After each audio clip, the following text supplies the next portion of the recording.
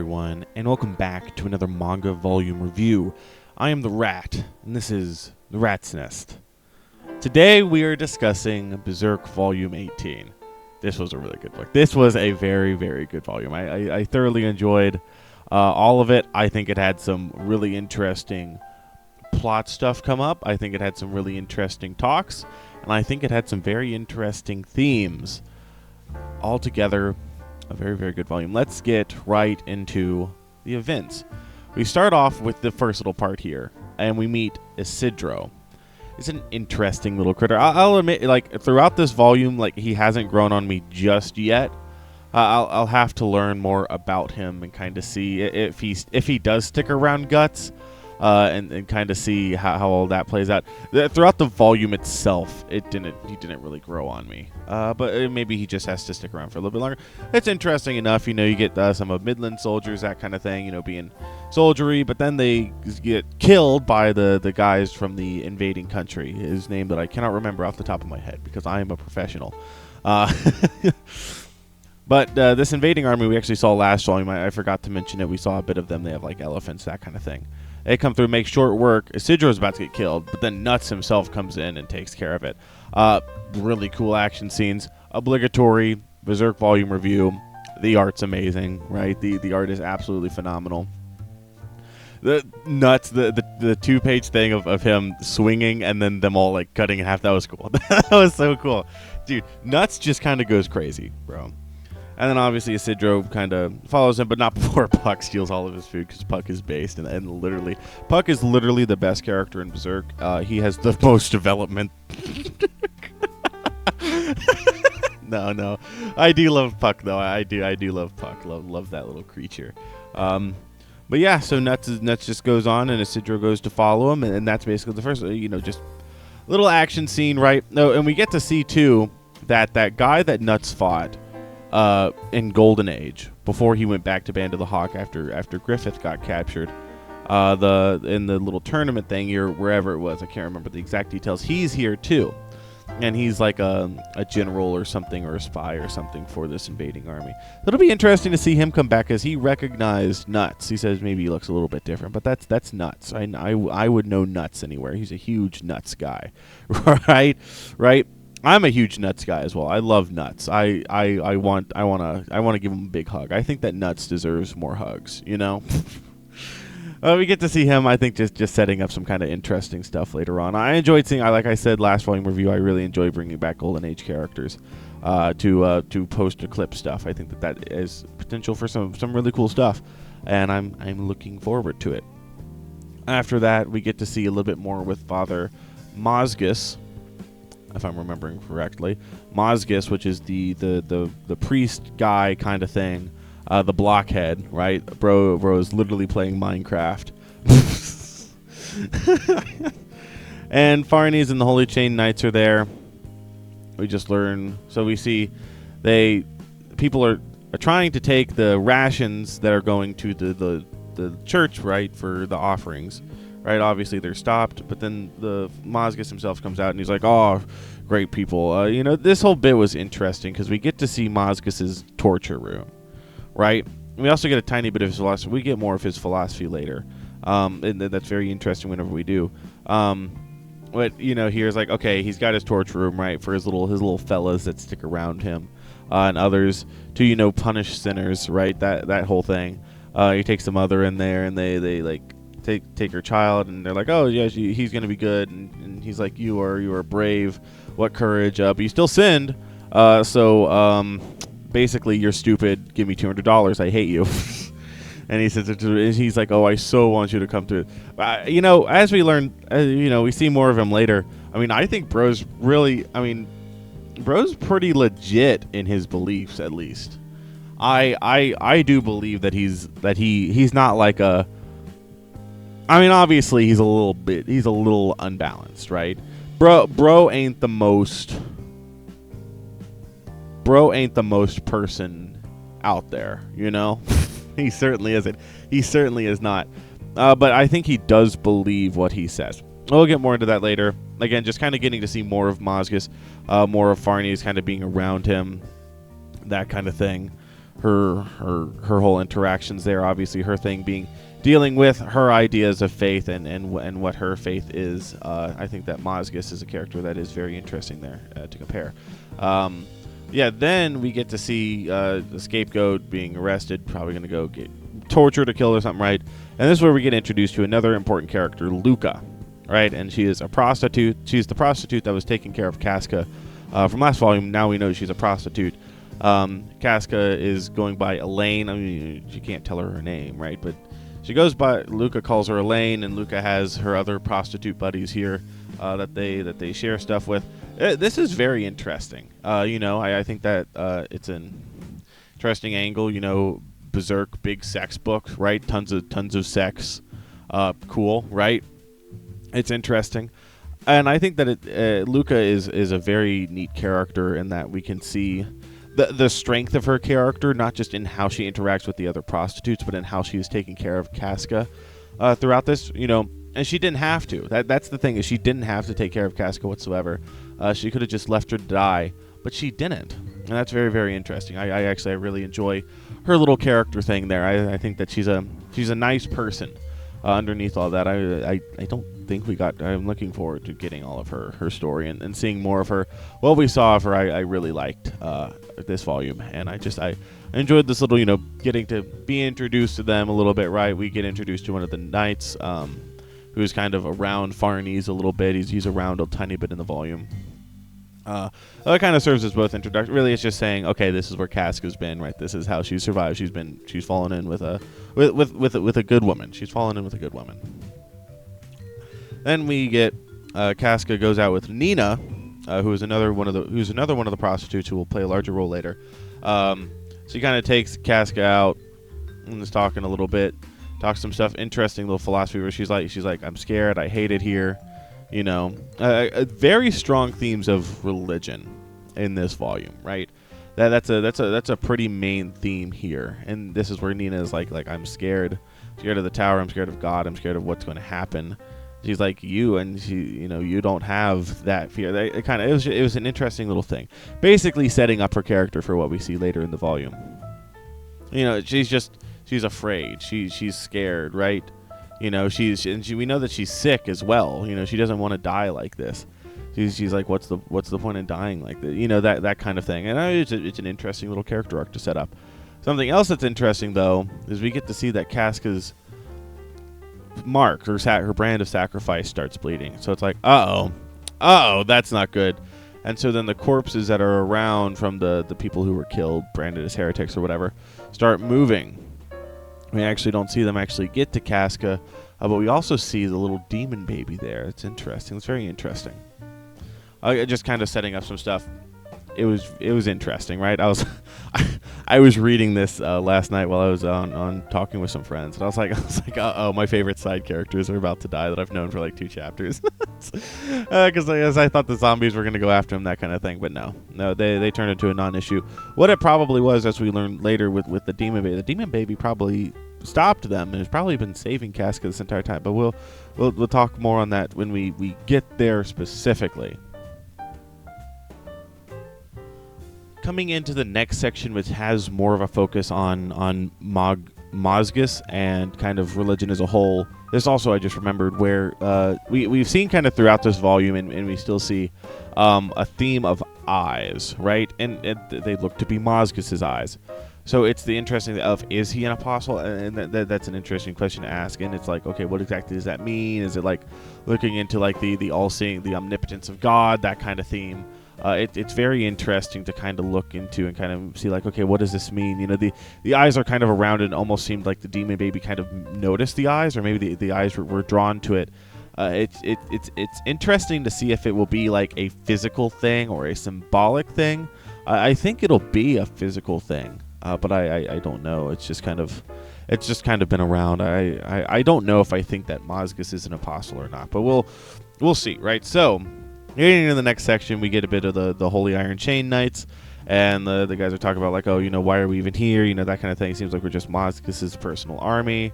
Don't really feel comfortable with all this, and Farnese hears all this, and so then she goes. She's thinking through, and she has to burn people at the stake, He's like, I'm going to go speak with Mazgus. And she's going through, right? And she sees two of his little guys down there playing with crows, and they're pretty disformed, but they're without their masks. And another one comes up, and he's like, are you surprised? And it's another one of his little guys, and this is where we learn all of Mazgus's little guys that are around him, right, were people that he saved. So, for example, the two little guys that were playing with the crows were hideously deformed, and they were outcasts and called monsters. Mazgus brought them in and gave them a reason to live. The guy with like the plague doctor mask, right, that goes up to Farnese and them. He is a guy whose body like burns in the sunlight. He's extremely weak. He'll get sick if he breathes without his mask, that kind of thing. But Mazgus found him, took him in, and gave him a reason to live. And he's like, you guys aren't monsters, the scripture says. So that's interesting. And here we also get to see Farnese goes to Mazgus, and we get to see him praying, right? He's like bashing his face against the floor, so that like, explains his blockhead funny. And Farnese brings some concerns to him, and she's like, look, forgive my ignorance, or but my men are wondering, why are we here, right? Like, what's the point in us being here and doing this, right? What's the purpose of us going through here? It seems like we're just burning people. What if they begin to hate us? What if they turn against us? It seems like we're doing nothing but making them want to turn against us, that kind of thing. Are we actually helping anything out here? And this is where we get Mazgus's little thing, where he's like, I can't, he gives the whole parable of the nun, and she finds the one person, and he's like, don't ruin my death by being here with me. I've lived my life. This is the result of that. So, and his whole thing is, he's like, we can't decide what being saved is. That is for God to decide. All we can do is follow God. We can only follow his teachings, his wordings. We just have to, that's what faith is. We just have to have faith that by following him, he will do the work, right? And that's faith. So this is very interesting. So this is Mazgus's idea of faith, and this is very interesting on a lot of different levels, right? Because this is why I don't really think that Mazgus would be an apostle. Unless he was like, he even says he's like the pain that I get from praying. I relish it because I have to bring pain to others. Right? I think that he truly believes that what he does is for the good. I believe that Mazgus is a truly, in his own mind, a truly religious man. I don't think he does this because secretly he loves hurting people or killing people. I think that he does it because he genuinely believes in it. And that's very interesting. And this idea of faith that he presents is also very interesting in how it goes with Farnese, right? And her whole thing of exploring what faith is, what her faith is, what her role and her relationship to God is, that kind of thing. These themes of religion are very, very well put in, honestly. And so, Mazgus explaining that to Farnese and her seeing this, and it kind of also correlates her past idea of faith too, because she's always been one to throw the first stone, right? She's been the one to throw the torches, right, to light up the bonfires, to burn the witches alive, right, or whatever. And so this goes, she's like, we just have to have faith. We have to do what we do for God. And that's what she does. And it's very, very interesting in how everything does there. Yeah, like I said, I don't think that Mazgus, maybe he could be like, I had to do this to further implement God's word. And maybe that's why Mazgus became an apostle and sold his soul to the God hand. Because we don't know exactly what God it is they're serving, and if in Berserk's universe he's real, and we don't know then what his relation would be to the God hand. Maybe Mazgus does worship one of the God hand, and in which case it would make sense that he would be an apostle, right? But at the same time, I don't think the God hand would give the teachings that Mazgus teaches, because it's very clearly a parallel to Christianity, right? I don't think that he would do that. There's literally a Bible, right? I don't think any of the God hand would leave a Bible. It's just interesting. I don't know. Maybe they were, right, trying to manifest. We'll get into that later with Griffith and manifesting with the with the din of sin, right? Imitating the eclipse. That's something. So maybe they are. I don't know. It's very, very interesting. But I think if nothing else, Mazgus genuinely believes in what he says, and that is cool. You know, to have a character like that. Because so many times you'll get the funny religious character who like is secretly like, evil, or girl, I never follow, But to have a character like Mazgus, who I think is very devout in his faith and very very focused on it, is very, very cool. I think that's very, very interesting. Because again, so many times you just have it's like, oh well, it's good teachings, but it's bad people. But it's like Mazgus is following the teachings. It's just the way in which he follows them. It's very interesting. I think it's not. I mean, like the first time I've seen a genuinely religious person, a person genuinely following the world's religion. I think that Mazgus has done very well here, especially with Farnese, questioning her own faith and that kind of thing. I really enjoy it, and also Mazgus. He's a terrible person, right? Because, he literally kills people that they don't need to be killed. He's very harsh, everything like that. He tortures people, right? Obviously, he's an awful, awful person. But he did save those people. There's something, he follows his teachings. He follows what he teaches, right? And that's very respectable. Respectable like that. It's he follows his he saved the people, gave them a job, and like the guy says, he's like the plague doctor guy. He's like, I'm never going to get really comfortable with killing people, right? He said that we weren't monsters. He said I'm willing to follow him, right? I'm willing to follow Mazgus and the god that he follows. If I become the monster in the process, then so be it. Right? He's like, because I have faith that what I'm doing is right. Again, very interesting. And he's saying this to Farnese, who again, her whole thing is faith. I mean, the religious themes in this volume, I think, were handled very, very well. And then, of course, speaking of religious themes, let's get into the other side of it. Because now we've sat down, right, and we've seen the pious side, right? The Mazgus and his, religious forces, that kind of thing. Let's look into sin. So this is where we get Nina kind of taking a bigger role, and we see you can introduce a character named Joachim. I think that's how you pronounce it, Joachim. And he's kind of like a character. He's in love with her, right? They assume they have a past together. And she kind of is like, oh, well, if you're serious, then come down, meet me here at this time. And so he does. Luca actually sees this, so she kind of follows. And Nina's like, look, do you love me? And he's like, yeah. And she's like, would you follow me to hell? And he's like, yeah. Very poor choice of words because of where they go next, right? And so she leads him off somewhere. And Luca follows them, and then unknowingly Casca follows Luca, which is a little bit interesting, right? A little bit of a plot progression there, right? It's very, very interesting coming here and seeing that. So Nina takes Joaquin to what can only be described as, and what is accurately described as in the book itself, a den of sin. I said people turn here, it's sin. It is sin. It's a giant orgy and sacrifice and ritual. It's evil, right? It's evil. Okay, so we've seen the pious side, and now we're seeing the sin.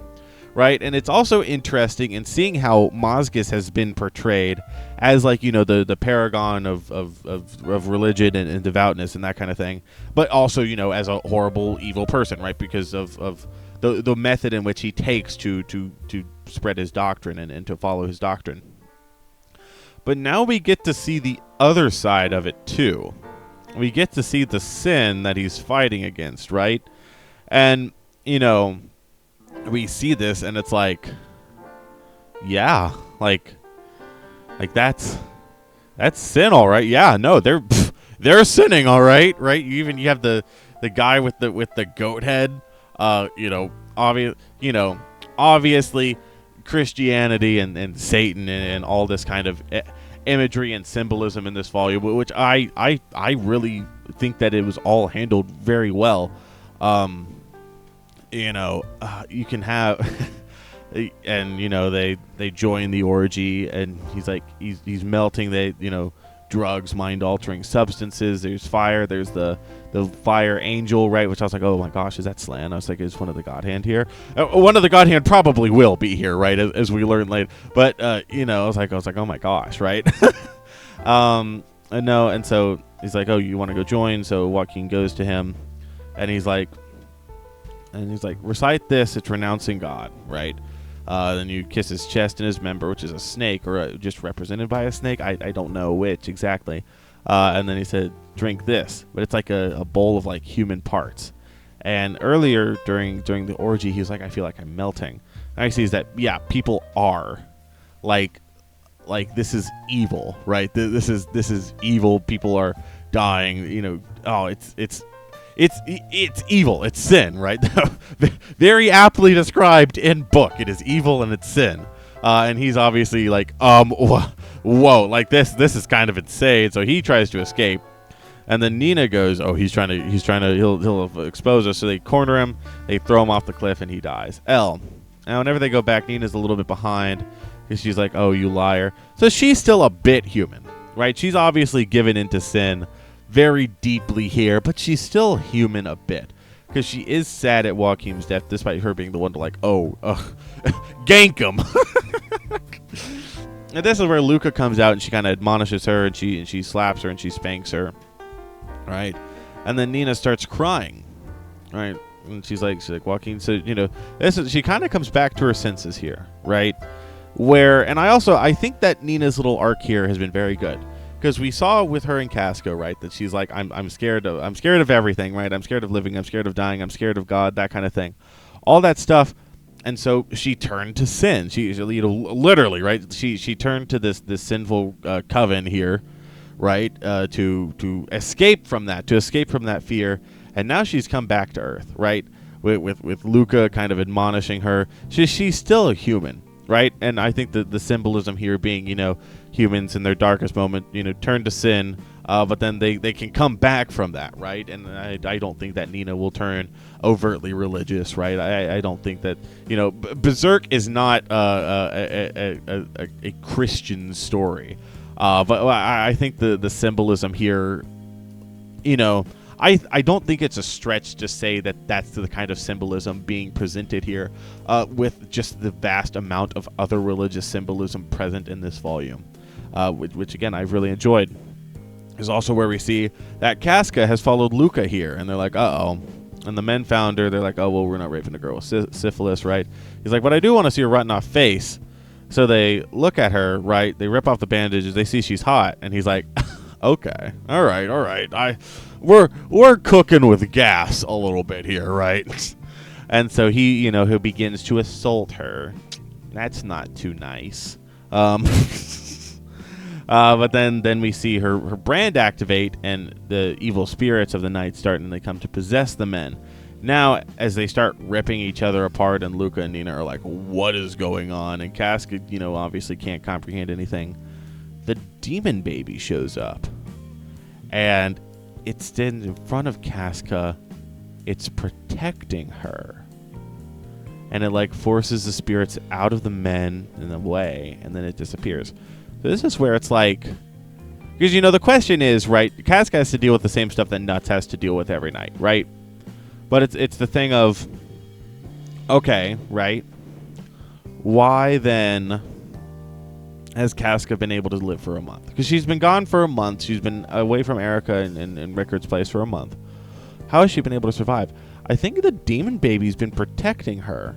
So then the question is the demon baby the one attacking Nuts, or is the demon baby just checking in on him periodically? Because the demon baby also showed Nuts Casca's head to give him the location of where Casca, to get him to go back to Casca. So maybe the demon baby didn't help out Nuts either because he was mad at him for abandoning Casca, or maybe he was admonishing Nuts for leaving her. Maybe he was like, oh, Nuts, you got yourself covered. I'm going to go protect Casca, my mother. It's very interesting because this paints before this, the demon baby has been kind of a antagonistic figure towards Nuts, and kind of painted in that light. I think that it's very interesting to see it in this very, very different light, and to see, okay, so it's protecting Casca now. That's interesting, and then it leaves. So it's, how sentient is this thing? Does it recognize both Nuts and Casca as its mother? Because they are, right? It's very interesting. I'm looking forward to seeing more with the demon baby, definitely. But of course, at this sign, the people of the coven start worshiping Casca as a witch, which is interesting because, it's an entire book with everything. The witches have been, the ones burned at the stake, right? But here Casca is one, or being called one. She's being worshipped because, they're at the coven, right? They're in the sin. It's very, very interesting. And then from here we get into the final section of the volume. So, for the final part of this volume, we follow Nuts. We follow Nuts a bit. Well, there's a tiny bit at the end, but the final part of the volume is following Nuts, right? We follow Nuts, and we get to see him. He's chilling. He's getting a little bit of a nap, right? He deserves it. He deserves he's a little sleepy boy. And Isidro shows up again. So this whole section here, Isidro shows up. They're running, and then we get it's night, and so Nuts is being attacked, and he's attacked by the corpses on the wheels. And that is badass. The wheels like rolling towards him. He's cutting through him, and Isidro and Pucker. That is cool. That's pretty base. That's really sick, honestly. Just a fun action scene, right? Kind of gets Isidro introduced a bit more to typical Nuts action, right? I don't know how far his character is going to go. It's interesting, right? He's more along the lines of comic relief, kind of like Puck. Like I said, I didn't warm up to him like too much this volume. But I don't hate the kid, right? It's interesting to see where his character is going to go going forward. It'll be interesting. Maybe he makes himself useful somehow, right? It's just this is a really cool action set. Like I said, the zombies on the wheel, that was badass. That was cool. That was really, really cool. After that, we get Nuts, and he's still running around basically, and Puck's getting a little bit like, hey, you really need to chill a bit, right? And Isidro's just trying to catch up still. But what you call it? So Nuts is running, and then he encounters a certain man, a certain Skull Knight, if you will. I loved this scene of Nuts talking to Skull Knight, because basically what Skull Knight says here is, hey, we're here. I'm looking for the God Hand. There's one where I'm going to be. And Nuts is like, that's kind of based. And he's like, look, the God Hand don't, exist physically, right? At least not on this plane. It says it's hard for them to. But every 1,000 years or so, right, the conditions can be perfect. One can materialize. And he says what's happened recently, right? There's that dream of the hawk. It's a premonition, right? The premonition that someone who represents the hawk is going to come to this plane. Well, that's Griffith, right? So that's an interesting thing of knowing that the God Hand have to use different objects to materialize. That they can't have a quote unquote physical form, which is last volume we saw with the rats and one of the God Hand materializing through that, and then obviously they were able to come out through the eclipse, right? But that's the eclipse, right? That's the eclipse. Speaking of the eclipse, Skull Knight's also like, look, where we're going, right? They're burning people at the stake where the blind sheep gather. You and Casca are being there. He's like, it's imitating the eclipse. I'm like, oh my gosh, that is a really cool concept. They're imitating the eclipse in an effort to give form to one of the God Hand. That is cool, because the eclipse, obviously the God Hand are able to descend and are able to be in our world physically, right? And so imitating that energy and that scenario, that is such a cool concept as to how one of the God Hand is able to materialize, and it also gives it a lot more weight, because it's like, okay, right, we're gonna be here, right, we're chilling, right, that is cool. That gives a lot of weight to it, and I really enjoy that. But this is the part that I love the most about this little interaction here between Nuts and Skull Knight. Skull Knight is saying, look, all events lie on the current of causality, like Void talks about, right? All events lie on the current of causality. As long as the moon is in the sky, The moonlight will always be on the water, right? And we're just shadows on it. We're just shadows on the water. We can't do anything. We can't do anything, right? But if you look at Nuts, he's got the brand of sacrifice. And as it's been established, he lives halfway between our world and the astral world because of that brand of sacrifice. And so Skull Knight is like, look, with that, you might not just be a shadow in the water, you might be a fish able to break the water's surface, right? Nuts might be able to act outside of the current of causality due to the brand of sacrifice on him. And that is an extremely, extremely cool concept. I really like that. So, kind of explain why I like that a little bit more. Spoilers for JoJo's Part 8, Jojolian. Jojolian's ending, right, has a guy named Wonder of You, a stand named Wonder of You, that is the embodiment of the flow of calamity, right, which is essentially the current of causality, right? It's the flow of calamity. If you go to attack him, like, you will get caught up in the flow of calamity. It's a natural law. They kill the user, the stand still remains, right? Like, the Wonder of You is the flow of calamity itself. He's beaten because the protagonist, Josuke, gets his ability, Soft and Wet, which is a bubble that is so infinitely small it technically doesn't exist and therefore bypasses the flow of calamity, right? So then Josuke isn't hit by the flow of calamity. He's actually able to damage and destroy Wonder of You and its user. That's kind of an ass pull. There's far more videos talking about it than this. I won't go into super details. But as much as I love Jojolian and I love Wonder of You and I love Soft and What Go Beyond, I love this explanation for it so much more because it makes sense. And we also see, right, that he's like, not just like, oh, is it going to, be the exact same as the eclipse? And Skull Knight's like, no, it's not going to be the exact same as the eclipse, right? At a temporal nexus like the eclipse, or like here, like a physical birthing of one of the God Hand. There are events that even the God Hand can't predict. They're not gods. They're not omnipotent. And the Skull Knight says, like, that is what I throw my chances with, right? That there's the chance that in this temporal nexus you can act against the current of causality, that you can, come out and, defeat a God Hand or hurt a God Hand, that kind of thing. And I really like that concept, and Nuts being branded with the brand of sacrifice, that happening during an eclipse and during the birth of one of the God Hand, is just, that's really cool. And I think that is a great way to explain not only just a flow of fate, right, which is a cool concept in and of itself, but as to how the protagonist is able to overcome and work around that flow of fate.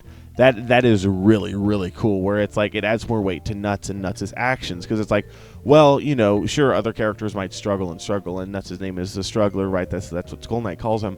But you have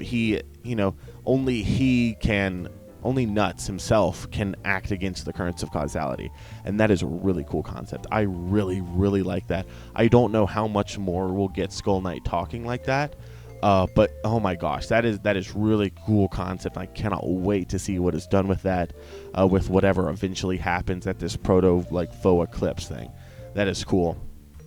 Then you get Nuts saying like, yeah, no, we're not gonna die. Casca and I, we made it out of the last one. I'm the Struggler. It's different this time, right? I'm not gonna rely on you to get me out of there. I'm coming out with my own strength, and I'm saving Casca. Right? And that is cool. That's some great character development, right? That's just, it's good. It's good. It's good writing, good stuff. Skeleton Knight's like, oh yes, may our paths cross. And Puck's like, you should have asked him for a ride. And Guts is like, oh yeah, I should have.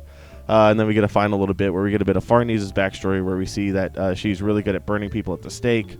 Her blonde sidekick, his mother was burned at the stake by Farnese 3 years ago, right? Because that's a big thing. And as a kid, Farnese burned people at the stake because she was like, I saw that there was an evil, but you peel back the world's layers and there's evil, but you can control them by leading them. That's interesting. Again, kind of playing more into her idea of why is she doing what she's doing? Is it faith? Is it something else? As she's remembering the first time burning people alive, she kind of enjoys it a little too much, which is also an interesting aspect of her character. Again, of her just discovering herself, I guess is a way to put it. It's very interesting. But this last section is really dominated by Nuts and Skull Knight. I really did quite enjoy that a lot. But yeah, no, that's been volume 18. This was a phenomenal volume. I mean, to say my favorite volume yet, I don't know, but I really enjoyed everything in it, and I enjoyed all the themes and the symbolism happening here, and you know, the art, absolutely amazing. It's a really, really good volume, and I really enjoyed it, and I cannot wait to start 19. Like, I'm going to binge read 19 tonight. You know, Kyle and I are going to record something that's going to go up months before this video will, because it's going up tomorrow as of the time of recording. I'm not dating the video, nuh-uh. But yeah, and then I'm gonna binge volume 19. But it's been very, very fun. I can't wait for it. I can't wait to see what Miura cooks up with it. So if you're this far in the video, obviously there's something you like, so make sure to like, subscribe, and leave a comment telling me what your favorite part of this volume is. There's a lot to choose from. Thank you all for watching. I hope you all enjoyed, and I'll see you all next time. Bye.